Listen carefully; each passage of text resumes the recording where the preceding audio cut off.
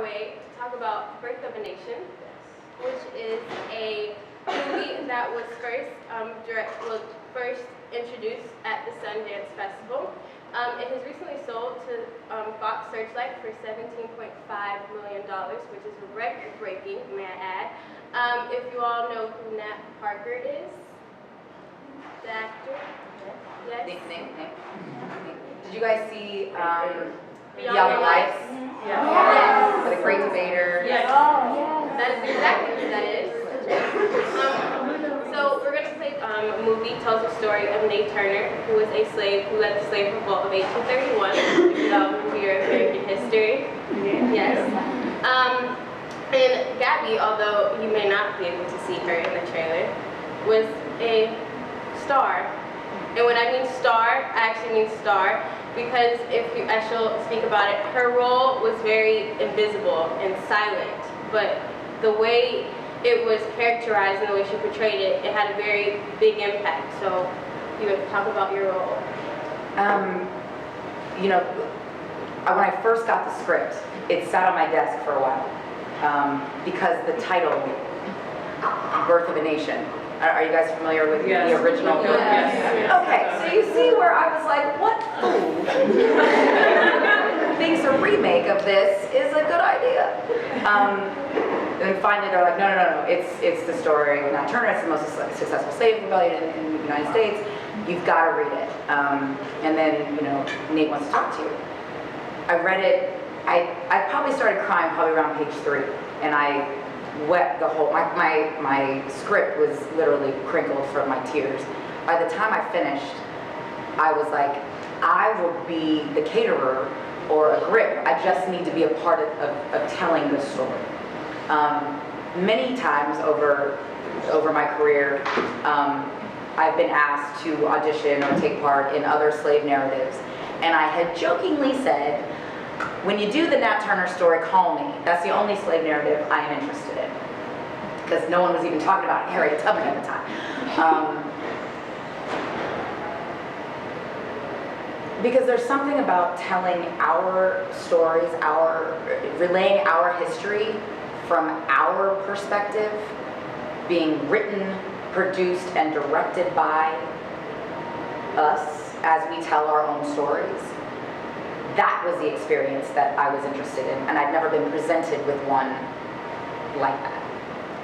Yeah, there was one funny story. I don't know if you guys ever saw the movie Beloved.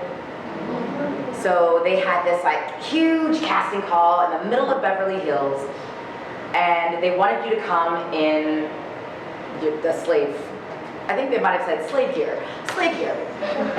And so everyone basically was like, long skirts, bandanas. I went the extra step, and I put gum to simulate chewing tobacco. As I'm meandering through Beverly Hills, trying to find a parking space, I end up having to park 3 blocks away from the casting place. So I'm just walking through Beverly Hills in my slave gear. I get up there, and it's everyone and their mother, is there to audition. My meter runs out. And I was like, come on.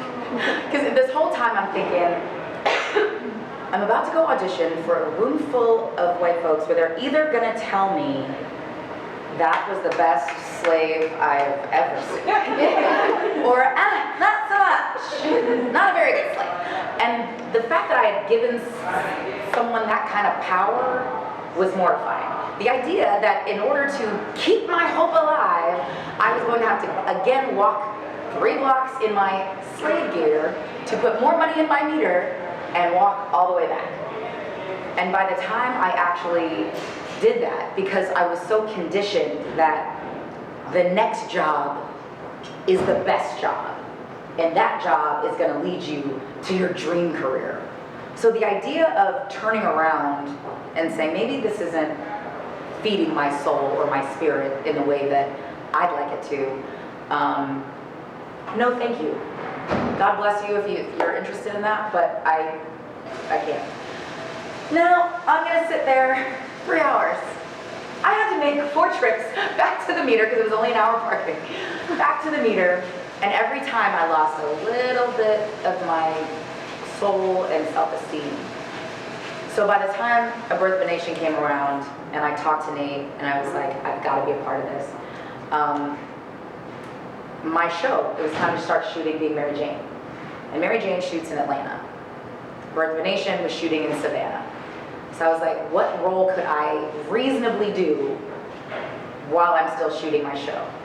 And so we settled upon this nameless slave woman who was married, is married, and she's normally a field slave, and one night gets called into the house to help serve for a big party. And while she's at this party, one of the guests decides he wants her. No matter if she's married, no matter if she's a mother, no matter she's not interested, his wishes superseded everything else. And she's raped. And when I finally saw the finished product, it was at Sundance in this crowded audience. Probably should have watched it by myself first. The movie is so powerful and so transformative. For me as an actor, it was life-changing and life-affirming. The smallest role I've ever taken, but by far the most rewarding. Because I told a story that I was invested in. I worked with people I respected, and I allowed myself to be led by people I knew who wouldn't let me follow. Not before we started filming, not during filming, and not after. And I just remember Nate coming over and hugging me as we're, all these accolades. People are going crazy. I've never experienced a premiere like this. The bidding war started immediately, and I was just left with my feelings. And while I was there at the after party where everyone's celebrating, I'm just weeping and I can't stop. And a journalist comes over from Vulture, I think. And she was like, tell me what you're feeling. And she was like, when I heard you were going to be a part of this movie, I just assumed you were going to be like, one of the stars, and certainly you would speak. How did you feel about not having any lines in this powerful narrative? And I said, historically, Black women have not had the power over our own bodies and what has happened to us. And when you see Rakia Boyd and you see Sandra Bland, nothing has changed. And I thought it was important for my character to not have any lines, to be voiceless, to be powerless, to show the horror and the silence and the powerlessness that we as a collective experienced. And also, it's important in the retelling of the story today that it's still happening. The fact that we got to dissect grainy videos from a jail cell to find out what happened to somebody. Voiceless, powerlessness. And for me, this movie is a bridge between our collective history and where we are now. And it was incredibly, and it continues to be incredibly powerful. I didn't even have to watch, I'm just listening to it, and it takes me back to the second I set foot on that plantation, I felt us. And I don't know if anyone believes in the afterlife.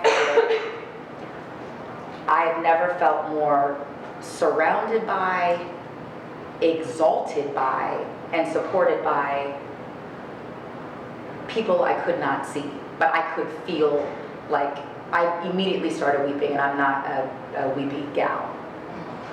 And there was a moment where we were right about to shoot the scene where my character gets raped, and I was just kind of blank. I was sort of numb. And I'm sitting in my cast chair, and the man that's playing my husband, is praying. He just starts praying. And I was like, all right now, I need y'all help. Do not let the Bring It On girls screw this up. And I kind of just said it really like a joke, but like, please, help me. All I can tell you is, I remember action, and then the next thing I remember is being surrounded by not just the cast, but the crew. Like the camera people put their cameras down and formed a circle, and everyone is just sobbing. And I knew it wasn't anything I had any control over, because there was snot involved. As an actor, I find snot to be a cheap tactic, and I don't like it. And I certainly don't like looking at it. Definitely wouldn't have allowed myself, if I was conscious about it, to snot. And that snot, by the time I realized what was happening, was on my lip. So you know it's great.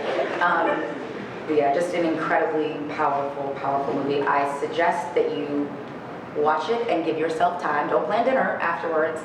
Just give yourself time. Watch it as a group, with your family, with your friends, people that you can speak openly and honestly about the film. It will change your life. It will change your life. Thank you. Well, that ends part 1 of our seminar.